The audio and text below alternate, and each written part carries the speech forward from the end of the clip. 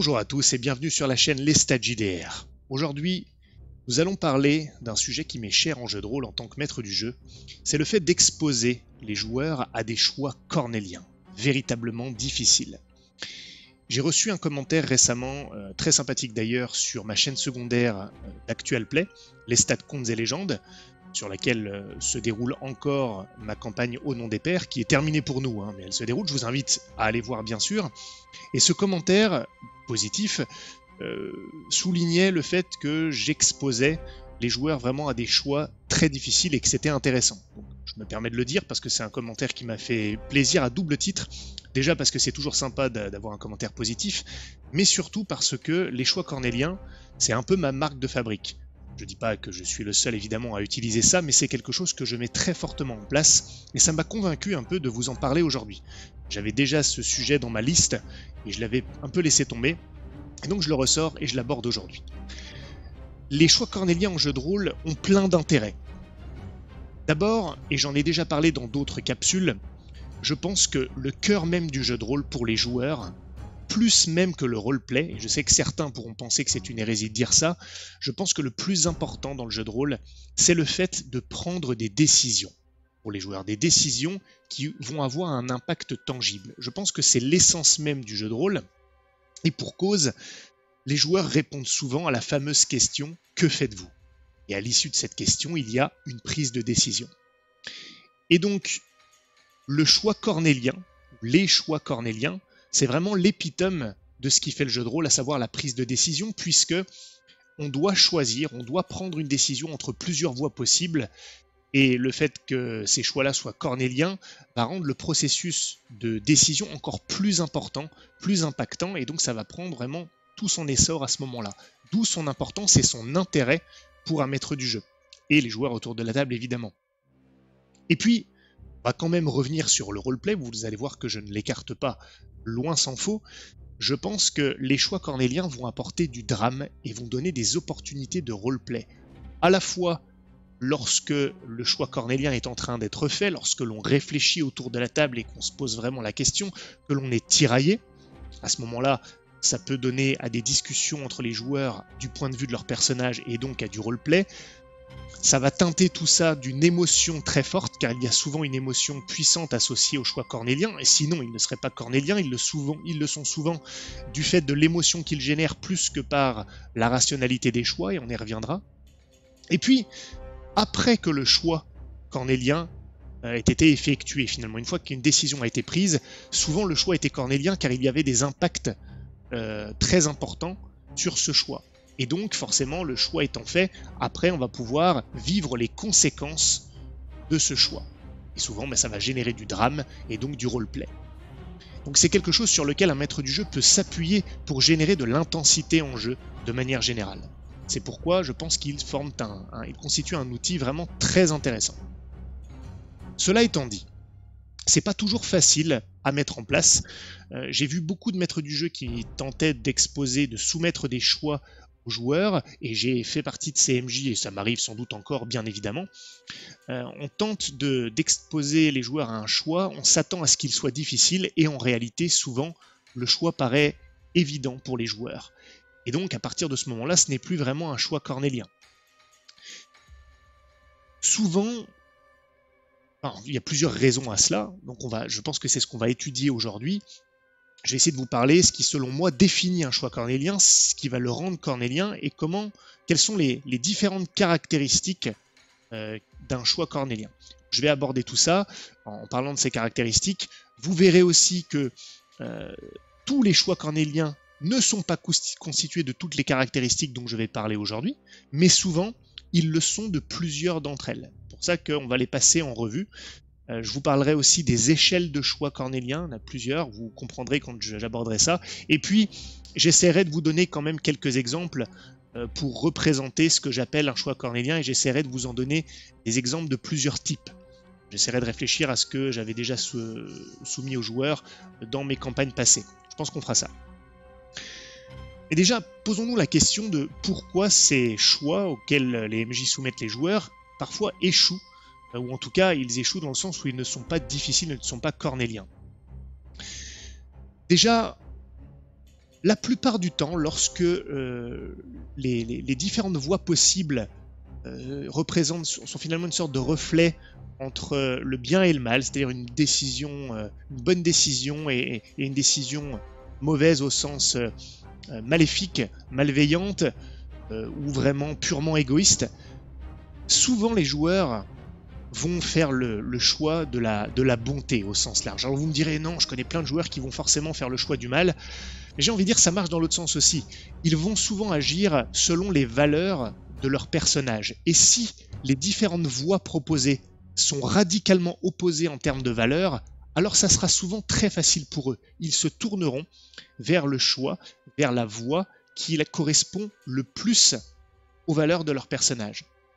En réalité, les choix deviennent difficiles lorsqu'ils sont relativement proches en nature ou en valeur, justement. Donc, si vous voulez rendre vos choix cornéliens, souvent évitez de présenter différentes voies, différents choix possibles qui sont radicalement opposés en matière de valeur, parce que ça sera trop facile finalement pour les joueurs. Donc, gardez ça en tête absolument. Après, il y a plein d'autres raisons pour lesquelles cela ne fonctionne pas. On ne va pas s'épancher sur le négatif et on va justement se pencher sur les caractéristiques de ces choix cornéliens. D'abord, la première chose, c'est que les différentes voies possibles, les différentes voies que peuvent emprunter les joueurs pour choisir, lorsqu'ils sont exposés à ce choix, sont claires. Ça peut paraître anodin, mais cela arrive très souvent que les joueurs ne se soient pas trop posés de questions et n'aient pas ressenti la difficulté d'un choix, non pas parce que le choix était simple pour eux, mais parce qu'ils n'ont pas vu toutes les possibilités. Les différentes voies possibles n'étaient pas claires. Je ne suis pas en train de dire que le maître du jeu doit clairement dire de manière complètement hors roleplay, vous avez un choix, vous faites face à un choix cornélien, voici les possibilités. Non.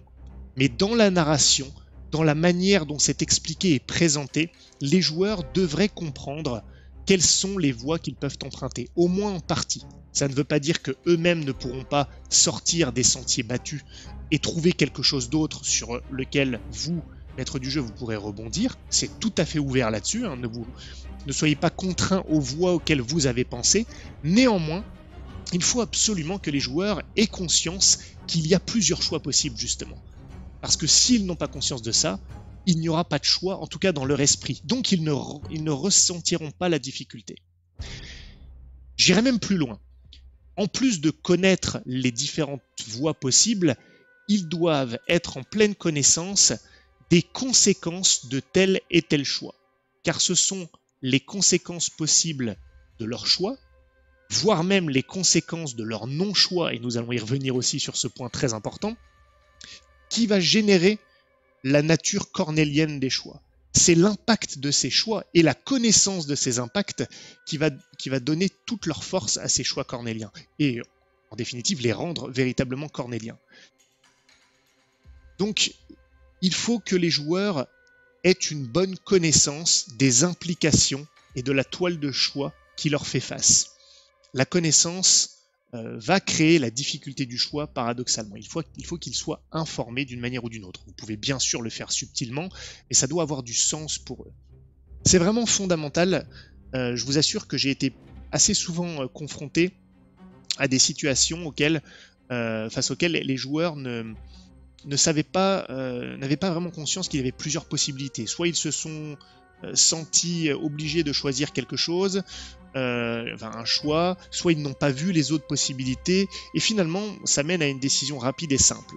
Donc la clarté des choix est à mon sens fondamentale. Ensuite, une autre caractéristique des choix cornéliens est que tous les choix, toutes les voies possibles ont un coût. Choisir, c'est renoncer, disait André Gide, ou André Gide, je ne sais même pas comment on prononce d'ailleurs, et il me semblait bien que quelqu'un avait dit ça en premier lieu, et j'ai dû rechercher pour trouver la source. Je ne prétends pas m'être souvenu de l'écrivain qui avait dit ça. Choisir, c'est renoncer.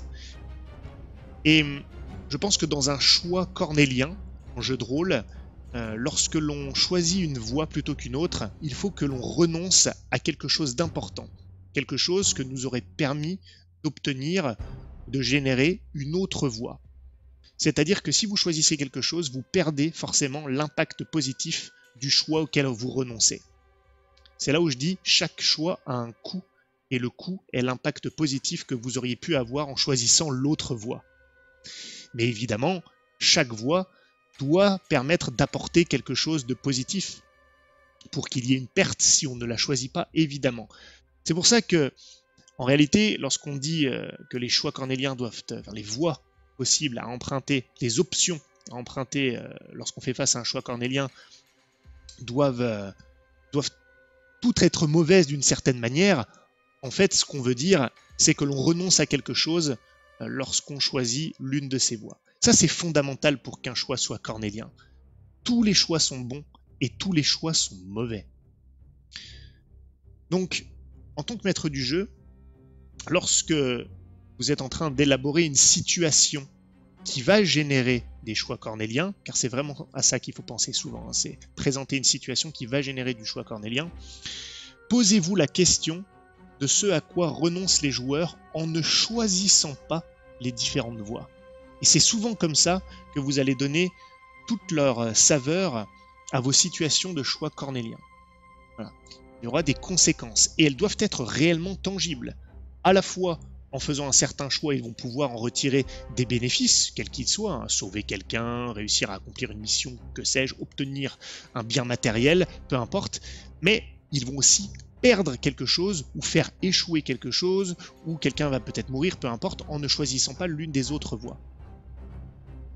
Je pense qu'en réfléchissant comme ça, déjà vous aurez fait beaucoup de chemin pour créer des choix cornéliens.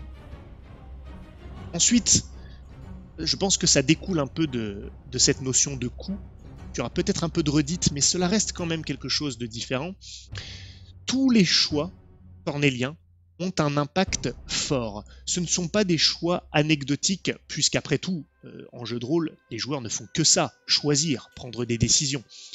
Mais pour que les choix soient cornéliens, il faut réellement que l'impact de ces choix et l'impact, comme je l'ai dit, de ces non-choix soit vraiment très fort en termes narratifs, qu'il y ait des enjeux puissants, en tout cas, de manière subjective, aux yeux des personnages joueurs et aux yeux des joueurs eux-mêmes. Parce que si les enjeux de ces choix, leurs impacts, leurs conséquences ne revêtent pas une très grande importance, en réalité, vous allez perdre la nature cornélienne des choix.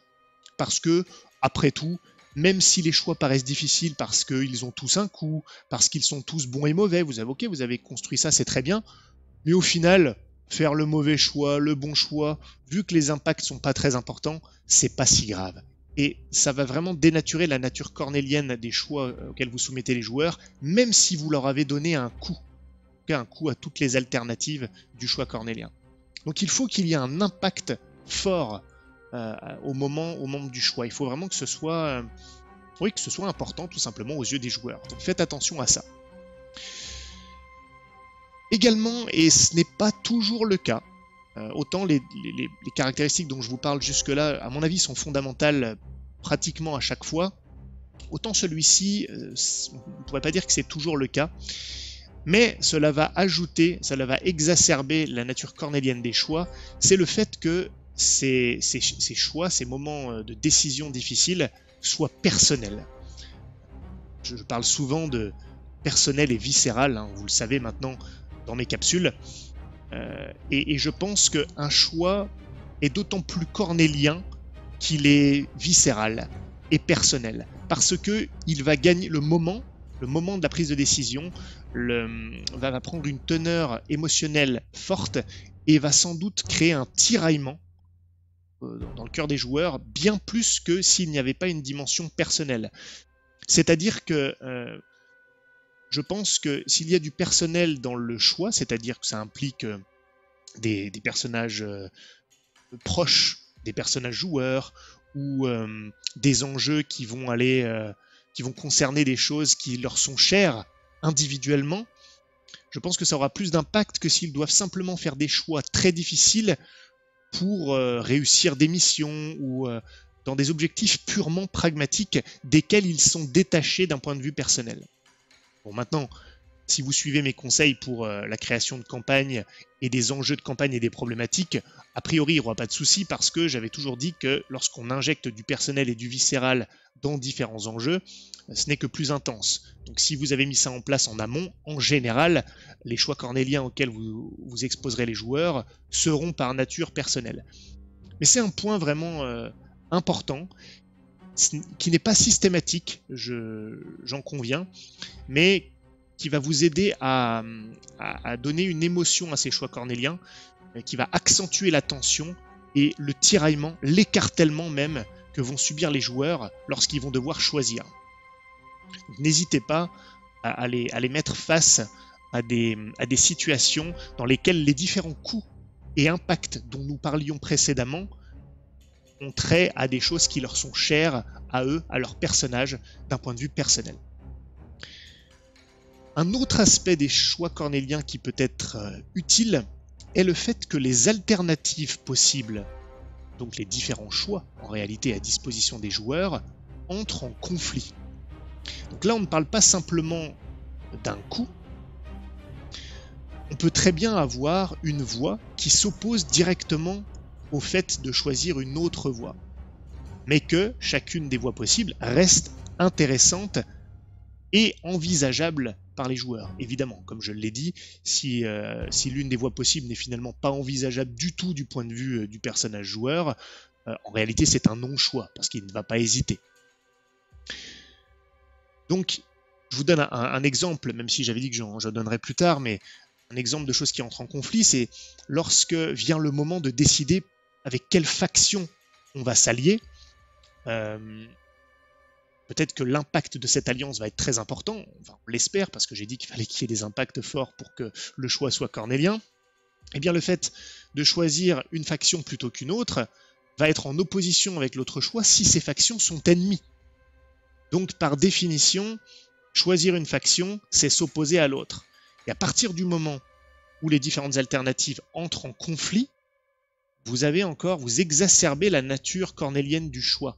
Parce que vous ne pouvez même pas vous dire je ne fais que perdre du temps et je reviendrai sur l'autre choix plus tard.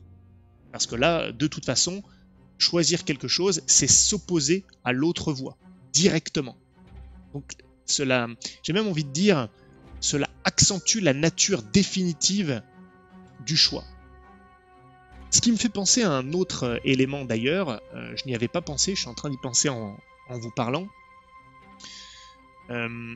Pour que le choix soit cornélien, il faut que les choses auxquelles on renonce en ne les choisissant pas ne puissent pas être abordées de la même manière plus tard, simplement en se disant « j'y reviendrai plus tard ». Il ne faut pas du tout que ce soit comme dans un MMORPG, c'est-à-dire vous laissez de côté quelque chose et quand vous revenez plus tard, de toute façon ce n'est pas grave si vous le faites en retard parce que la situation n'a pas évolué.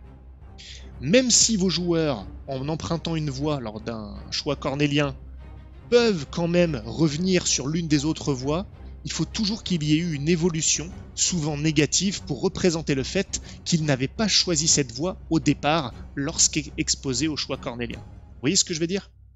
Et donc pour en revenir à la caractéristique que je décrivais, le fait que les alternatives entrent en opposition, en général, ça leur coupe même l'herbe sous le pied sur le fait d'y revenir plus tard, puisque choisir une option, c'est littéralement s'opposer à l'autre.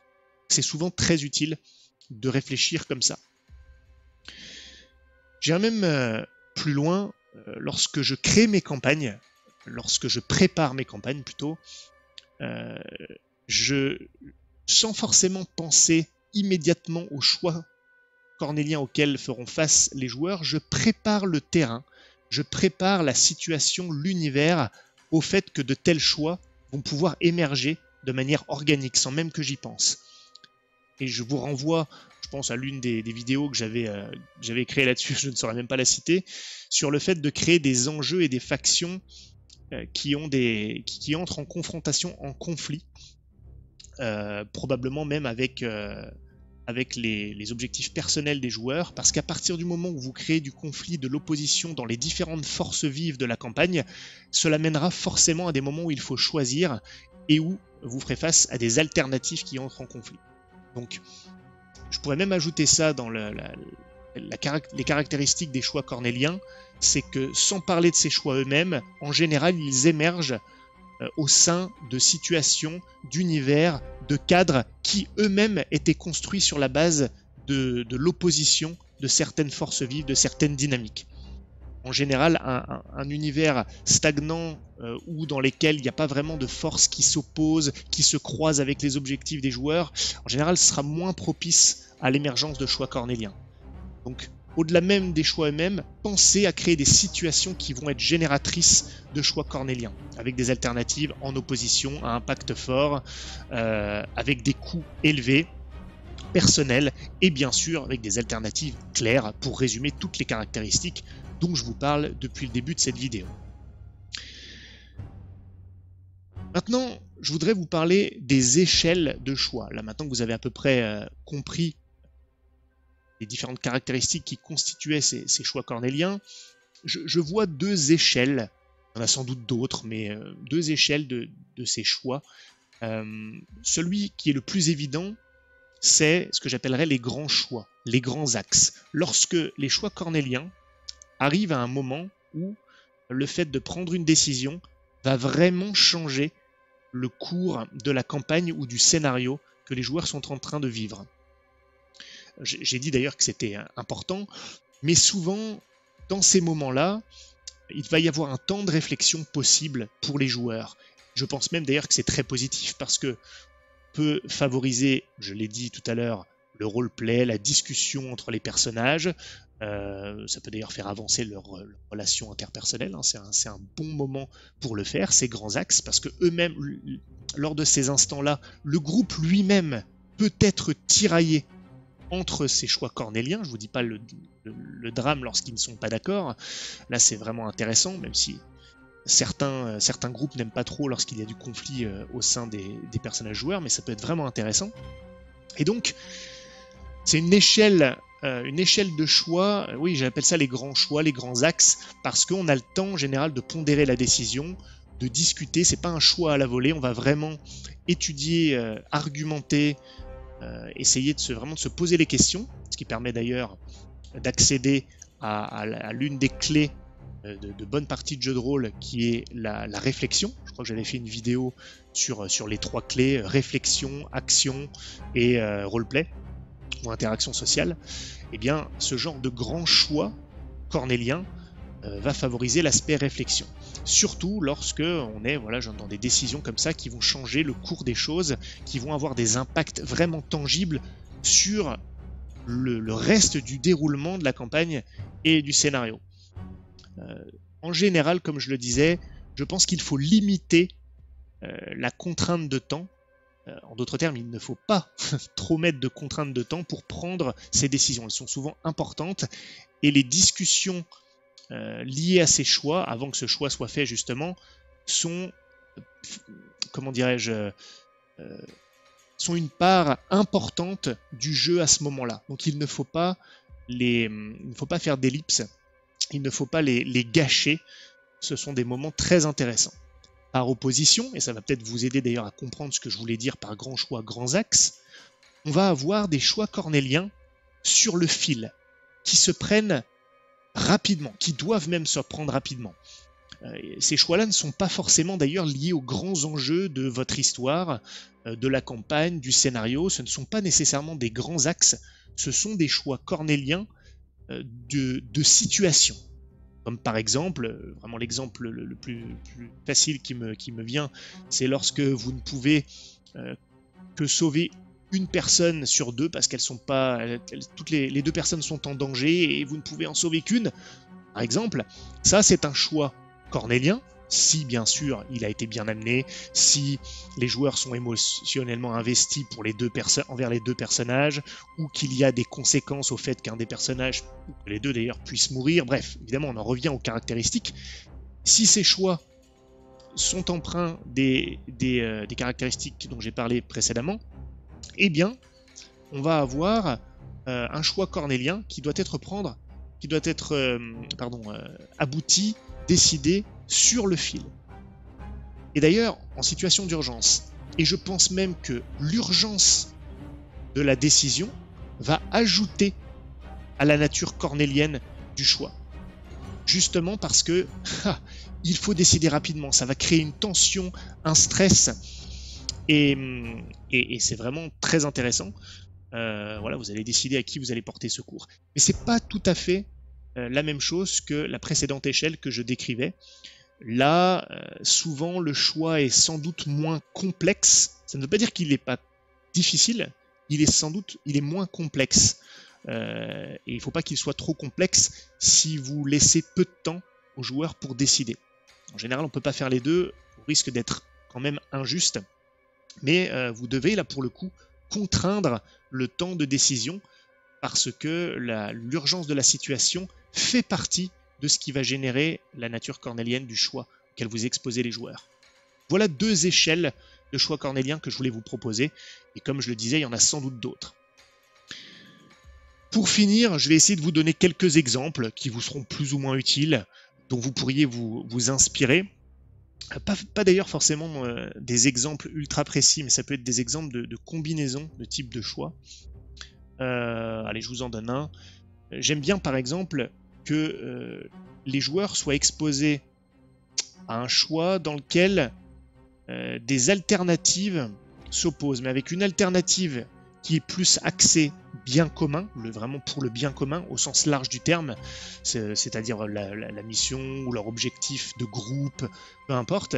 Et à côté de ça, il y a une alternative qui s'oppose au bien commun, mais qui va satisfaire une aspiration très personnelle du personnage joueur, ou d'un des personnages joueurs, ou même de plusieurs, pourquoi pas, en mettant, voilà, est-ce qu'ils vont sacrifier ce personnage qu'ils adorent, auquel ils sont attachés, ou qui a d'autres implications, et qui a vraiment l'attachement personnel opposé à quelque chose de plus grand qu'eux, si j'ose dire. Voilà, l'intérêt personnel contre le bien commun.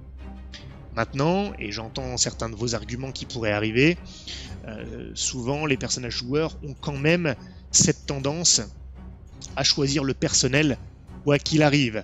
Donc, n'hésitez pas à faire en sorte que le choix du bien commun ait quand même un impact sur certaines implications personnelles des personnages joueurs, même si c'est peut-être moins intense que l'autre alternative. Mais j'aime bien comme ça opposer des choix qui ne se situent pas tout à fait sur le même plan. Ça crée une asymétrie parfois intéressante par opposition à simplement un choix de faction. Ça peut être tout à fait intéressant aussi. D'ailleurs, on peut mêler les deux. J'ai eu le cas dans ma dernière campagne, je vais essayer de pas trop spoiler pour ceux qui regardent, mais j'avais notamment une joueuse qui s'est vue devoir faire un choix entre 2 factions, donc on est vraiment dans un choix de faction, et qui s'est rendu compte malheureusement que ces 2 factions s'opposaient. Elle n'en avait pas conscience au début, ça a émergé plus tard, et l'une des factions était plutôt l'allié de la mission du groupe, pour parler simplement, tandis que l'autre faction était plutôt l'allié de motivation personnelle qui définissait vraiment son personnage. Donc il y avait un tiraillement entre la loyauté qu'elle éprouvait envers son employeur et une loyauté réelle, qui était aussi personnelle d'ailleurs, un attachement personnel à leur employeur pour réussir une mission, et donc elle pouvait s'allier à une faction qui allait vraiment aider en ce sens, ou alors plutôt rejoindre une faction opposée, mais qui servait ses aspirations les plus intimes, les plus personnelles. Et ça, c'est quelque chose qui est apparu plus tard dans la campagne. Elle n'avait pas conscience que cette opposition allait se créer. D'ailleurs, c'est un choix qui a émergé alors même qu'elle avait déjà avancé dans certaines étapes. Donc ça a rendu le choix encore plus intéressant à ce moment-là. Vous voyez, on a une opposition entre ce que j'appelle le bien commun, la mission, le bien du groupe, tout ce que vous voulez, et le personnel. Même si on a quand même du personnel dans le côté bien commun, de par l'attachement qu'elle avait à l'employeur. Ça donne quand même des arguments en faveur du fait de rendre personnels les choix cornéliens pour qu'ils soient véritables du point de vue des joueurs. Car, je le répète, un joueur de jeu de rôle souvent fera le choix le plus personnel. Donc, pour que les choix soient cornéliens, en général, il faut disséminer du personnel un peu partout dans toutes les alternatives. Sinon, vous risquez de vous rendre compte que le choix va être très facile pour le joueur et donc il ne sera pas cornélien. Qu'est-ce que j'ai eu aussi comme autre choix que je pourrais... celui-là était quand même très important. J'ai eu des choix, peut-être même de fin de campagne, avec la possibilité de poursuivre pour le groupe afin d'atteindre ses aspirations personnelles. Vraiment quelque chose de très important, mais en prenant des risques supplémentaires de perdre tout ce qu'ils avaient accumulé comme bénéfice. Je passe les détails jusque-là. Ou alors celui de se contenter de ce qu'ils avaient jusque-là. Ils avaient accompli beaucoup de choses déjà, mais en renonçant à leurs aspirations personnelles les plus profondes. Et là, c'était un choix également cornélien, plutôt du type grand choix, grands axes. Quoi d'autre? Un truc assez classique, mais qui a vraiment bien marché. Cette fois, un choix cornélien rapide, sur le fil. Ils étaient en sous-nombre face à un ennemi qui arrivait par vague. Ils devaient traverser un pont, un petit peu façon pont de Khazad-dûm dans Le Seigneur des Anneaux. Et l'un des personnages joueurs était resté en dernier en arrière avec 2 PNJ importants. Importants pour leur mission, mais aussi importants personnellement. Et l'un des PNJ prend la décision de se sacrifier et leur dit de partir sur le pont pendant que lui, il essaye de bloquer la chose. Le deuxième PNJ, lui, conteste et veut être celui qui reste, et il donne un argument en faveur de ça. Donc, vous voyez, en fait, ce que je fais à travers ce roleplay, c'est commencer à exposer les choix possibles et les arguments en faveur de l'un et de l'autre. Ça va très vite, hein, tout ça, bien sûr, c'est des arguments en 2 mots. Et là, le joueur, finalement, a la possibilité soit d'en entraîner un avec lui, donc décidant en gros quel PNJ va venir avec lui et va être sauvé pendant que l'autre se sacrifie, ou alors de les repousser tous les deux et de prendre leur place pour être celui qui se sacrifie. Il se trouve qu'il en a choisi un, et il est parti avec lui, laissant l'autre se sacrifier. C'était pas du tout celui auquel j'avais imaginé d'ailleurs, et c'est un choix qui a été amer pour lui, et qui est resté très longtemps, et ça a eu un profond impact sur l'univers de jeu. Voilà, bon, je pense que je vais m'arrêter là. Il y a eu beaucoup d'autres choix de ce type, mais c'était pour vous donner quelques exemples en termes de type de choix et comment on pouvait créer des combinaisons entre les échelles de choix et entre les différentes caractéristiques personnelles, entre en conflit, impact fort, etc. etc. Voilà, j'espère que j'ai été clair, aussi clair que devraient l'être vos différentes alternatives lorsque vous exposez les joueurs à des choix cornéliens. Si c'est le cas, si ça vous a plu, si ça vous a inspiré, n'hésitez pas à mettre un pouce bleu et à vous abonner à la chaîne. Rejoignez le Discord si vous voulez poursuivre la discussion. Jetez un œil, ou plutôt une oreille, à ma chaîne secondaire, les stats, contes et légendes, lien en description pour les actuels plays. Et on se retrouve très bientôt pour la prochaine vidéo. Salut!